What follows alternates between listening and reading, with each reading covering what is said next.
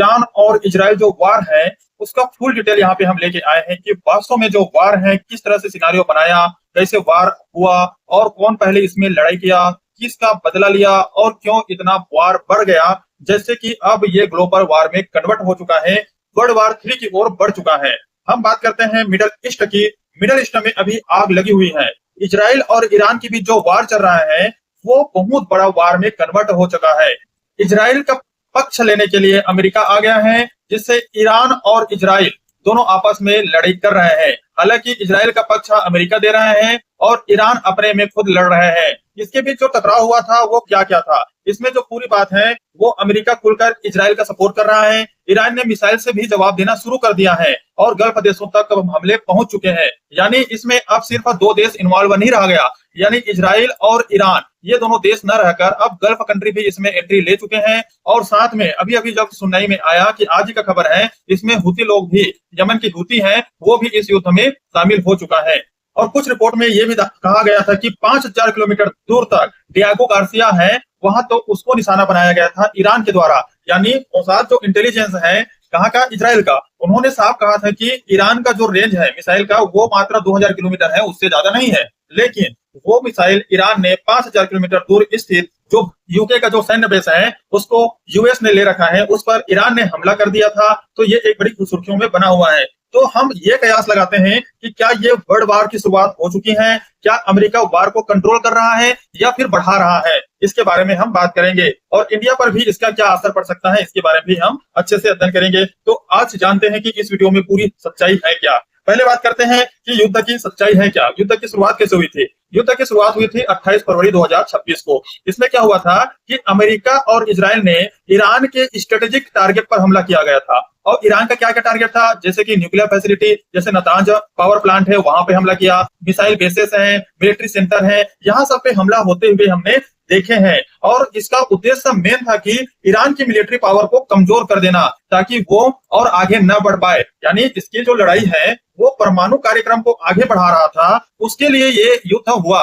America ने Israel को support करके ईरान पर हमला अमेरिका के द्वारा कराया था। यानी इसमें ईरान और इजराइल के बीच डायरेक्ट युद्ध नहीं हुआ था, इसमें कहीं ना कहीं यूएसए का हाथ था और यूएसए के द्वारा इजराइल को बोलकर ईरान पे हमला कराया गया था। ये इसका मेन उद्देश्य है। यही से होता है एक कॉन्फ्लिक्ट और धीरे धीरे ये वर्ल्ड वार की ओर ले चलते हैं। इसमें कहाँ कहाँ पे कैसे कैसे हमला हुआ, नातांज पावर प्लांट को निशाना बनाया गया, ये जितने पावर प्लांट दिख रहे हैं इस पर निशाना बनाया गया था, लेकिन मिसाइल है वो साइड में जाके गिरा, इसलिए इसमें रेडिएशन नहीं निकला। जैसे यहाँ पे मोसाद ने कहा कि ईरान का जो पावर है इतने दूर तक है, इतने दूर तक जा सकता है, लेकिन ये डियागो गार्सिया में जाकर हमला किया था, ये है ईरान का। ये कौन बता रहे हैं, ये बता रहे हैं इजराइल का मोसाद। क्योंकि मेन हमला इसी कारण हुआ था कि ईरान क्या न्यूक्लियर पावर प्लांट बना रहा है, न्यूक्लियर पावर प्लांट पर अपना नाभिकीय संयंत्र का कार्यक्रम शुरू कर रहे हैं, परमाणु बम बनाने की कोशिश कर रहे हैं। ये सब मोसाद का जो इंटेलिजेंस है इजराइल का, उनका कहना है। तो इस तरह से ये जो वार है वो अब धीरे धीरे एक देश का न रहकर कई देशों में कन्वर्ट हो चुके हैं।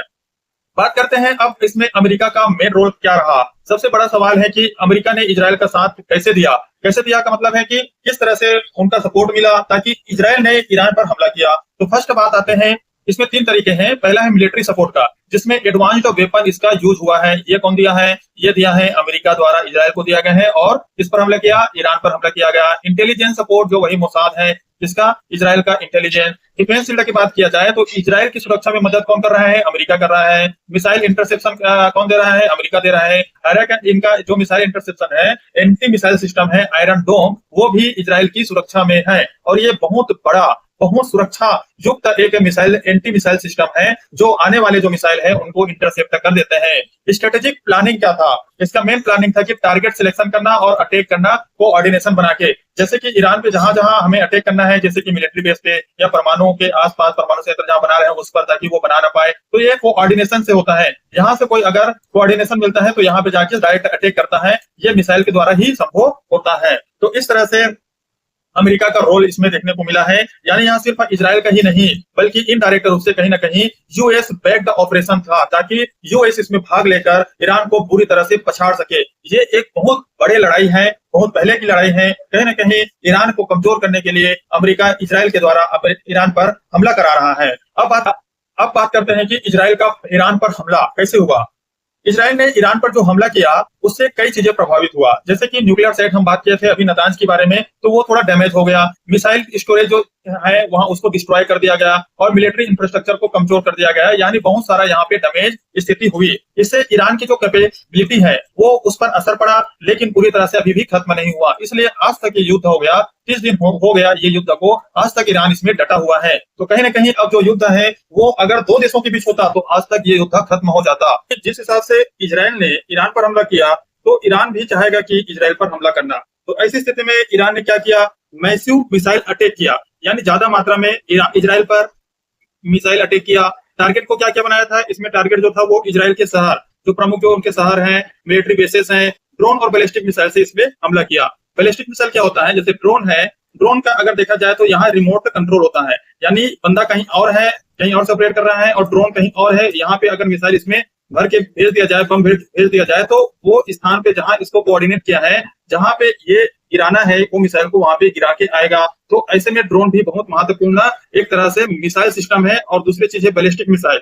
बैलिस्टिक मिसाइल क्या होता है, कोई भी टारगेट को हिट करने के लिए परवलयकार आकृति में जाकर उस टारगेट को हिट करता है, यानी ऑपरेशन कहीं और दूसरी जगह से होते हैं और बैलिस्टिक मिसाइल कहीं और जाकर टारगेट को हिट करता है। तो ड्रोन और बैलिस्टिक मिसाइल बहुत महत्वपूर्ण हो जाता है आज के मॉडर्न वार में। इसमें से क्या हुआ कि इजराइल के पास है एक आयरन डोम, जो एंटी मिसाइल सिस्टम है। ये क्या करते हैं कि जितने भी मिसाइल आते हैं उसको क्या कर देते हैं, इंटरसेप्ट कर लेते हैं। इसलिए इसमें कुछ मिसाइल है वो इंटरसेप्ट हो गए और कुछ मिसाइल है वो डैमेज किया। तो ऐसे में शहर और मिलिट्री बेस इजराइल का डैमेज हो गया, यानी पूरा इजराइल अलर्ट मोड पर आ गया कि नहीं भैया अब युद्ध और ज्यादा लेवल पर बढ़ गया। जिस हिसाब से अमेरिका ने इजराइल को प्लानिंग करके ईरान पर हमला कराया था, वो प्लान अब यहाँ पे फेल होते हुए दिखाई दिया। अब ऐसी स्थिति में ये जो ड्रोन है वहां पे हमला करने को देखने को मिला, मिसाइल है, बैलिस्टिक मिसाइल जाके शहर को हिट किया, मिलिट्री बेस को हिट किया। इस तरह से इजराइल के शहरों को हिट करके एक तो और ज्यादा बढ़ गया। ईरान ने किस तरह से ऑयल रूट को टारगेट बनाया, किस तरह से गल्फ कंट्री पे हमला किया, इसके बारे में बात करते हैं। ऑयल रूट और शिपिंग रूट को टारगेट किया था, जिसमें रेड सी और स्ट्रेट ऑफ हार्मोज आता है। यानी कहने का मतलब यह है कि जो सबसे मेन रूट है ऑयल रूट, जहां से ऑयल का आवागमन होता रहता है, जहां पे 20% स्टेट ऑफ हार्मोज से तेल आता है, और वही मेन जो रूट है रेड सी, वहां से लगभग 80 से 90% वहां से सी रूट है, वहां से ऑयल आता है। यानी अगर एक दूसरे देश में ग्लोबल रूप से ऑयल का अगर ट्रांसफर किया जाए तो ये रूट फॉलो किया जाता है। एक है रेड सी और एक है स्टेट ऑफ हार्मोज, यानी ईरान से जो तेल निकल कर प्रोड्यूस होके अगर किसी अन्य देश में जा रहा है तो स्टेट ऑफ हार्मोज से जाएगा, और अन्य देश जो गल्फ कंट्री है या फिर भूमध्य सागर से आते हुए रेड सी से आते हुए कहाँ आ जाते हैं, अन्य देशों पर ये तेल सप्लाई किया जाता है। तो ये एक बहुत बड़ा रूट है। इसे ही डिस्टर्ब करने के लिए ईरान ने उस पर मिसाइल चलाए थे। यहाँ तक कि जो सऊदी अरबिया का अल्टरनेटिव ऑयल रूट था जो रेड सी में कनेक्ट होता था, उसको भी निशाना बनाया था कौन, ईरान। तो कहीं ना कहीं ये जो लड़ाई है वो इजराइल और ईरान का तो है ही, साथ में अन्य देश इसमें शामिल हो चुका है, इसलिए इसे वर्ल्ड वार के रूप में भी कंसीडर किया जा सकता है। ऑयल सप्लाई जो है वो डिस्टर्ब हो गया और ग्लोबल प्राइस है वो बढ़ गया, क्योंकि इससे पेट्रोल डीजल ये सब दाम इससे बढ़ जाएगा। ये दो रूट बताए थे, जैसे कि स्टेट ऑफ हार्मोज है, यहाँ पे ईरान है, और स्टेट ऑफ हार्मोज से जितने भी यहाँ से होके निकल के आता है ऑयल प्रोड्यूस होता है, ये इसी रूट को फॉलो करते हैं। भारत में भी आना है तो इसी रूट के होते हुए गल्फ ऑफ ओमान में आते हुए फिर यहाँ पे अरब सागर में आके इंडिया में पहुंचता है। अभी अभी रिसेंटली एक न्यूज आया था कि यहाँ पे एक कारगा आइसलैंड है, इस कारगा आइसलैंड को भी निशाना बनाया गया है यूएस के द्वारा, क्योंकि यहीं पे ईरान का सबसे ज्यादा ऑयल क्या है, ऑयल का भंडार है। यहाँ से ऑयल का ही क्या होता है, आवागमन होता रहता है। यानी ईरान प्रोड्यूस करके ऑयल को कहाँ रखता है, कारगा आइसलैंड पे रखता है, और यहाँ से ऑयल का आवागमन है वो अन्य देशों में किया जाता है। जो ईरान के साइड में जो पड़ोसी देश है, बहरीन, कतर, ये जो खाड़ी देश है, यूएई, यहाँ पे जितने भी बेस बना हुआ था अमेरिका के, उस पर ईरान ने भी इस पर क्या किया था, टारगेट बनाया था। इसी तरह से सऊदी अरबिया का एक यहाँ पे एक रूट है जो स्टेट ऑफ हार्मोज से लेके रेड सी तक, तो रेड सी को भी ईरान ने टारगेट बना के इस पर भी हमला किया था। तो कहीं ना कहीं दो रूट जो स्टेट ऑफ हार्मोज है और रेड सी है, ये क्या हो गया है, डिस्टर्ब हो गया है ईरान और इजराइल के वार में। अब ये और ज्यादा खतरनाक हो सकता है। जैसे कि हम बात किए थे, ये वाला ये जो रूट है ये किसका है, ये सऊदी अरबिया का। वार कहीं ना कहीं 2 दिन में 3 दिन में खत्म होना चाहिए था, लेकिन ये वार अब 30 दिन से भी ज्यादा होने जा रहा है। तो ये कहीं ना कहीं अब पूरे विश्व को प्रभावित करने के लिए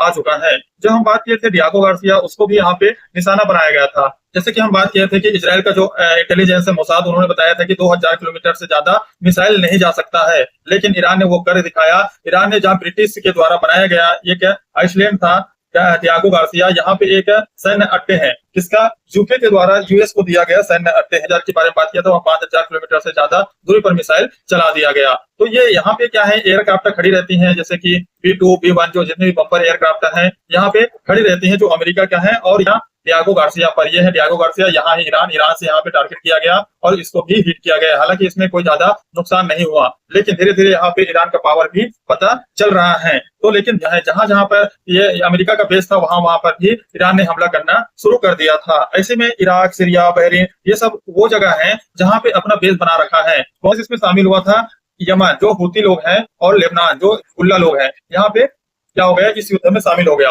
अभी अभी खबर आया है, देखो आज का ये 28 मार्च का खबर है, यानी ये 28 मार्च को खबर आया कि इसमें यमन के हूती लोग भी इसमें क्या हो गया, शामिल हो गया। यानी उन्होंने इजराइल पर अटैक कर दिया। फर्स्ट टाइम इन करेंट वार, जो अभी वार चल रहा है उसमें फर्स्ट टाइम अटैक किया है किसने, हूती ने। कहाँ पे, इजराइल पर। लेबनान ने भी इजराइल पर ही हमला कर चुके हैं, क्योंकि इनका वार भी पहले से देखने को मिलता है 1948 के आसपास से। इसके पूरा है 30 दिन हो गया इस युद्ध को, और उसमें हूती ने क्या किया, मिसाइल अटैक कर दिया, मिसाइल स्ट्राइक किया है। और अब बात करते हैं कि सीज फायर का जो ड्रामा किया गया था अमेरिका के द्वारा, वो क्या है। पहले तो ये बोला था कि अमेरिका कहीं ना कहीं इसे क्या है 5 दिन के लिए सीज फायर कर दिया था, हम युद्ध विराम करते हैं, आगे हम युद्ध नहीं करेंगे। लेकिन क्या हुआ, उसको 10 दिन बढ़ा दिया, लेकिन युद्ध होता रहा। ऐसी स्थिति में युद्ध होने से क्या है, ग्राउंड रियलिटी में कुछ अलग दिख रहे हैं, क्योंकि अटैक जारी है। इसका मतलब सीज फायर सिर्फ स्ट्रेटेजिक हो सकता है, लेकिन ये कहीं ना कहीं ये युद्ध अभी भी जारी है। इससे क्या चाहता था अमेरिका, यही चाहता था कि इससे कहीं ना कहीं ईरान को वीक किया जा सके, इजराइल को पक्का किया जा सके और ऑयल रूट को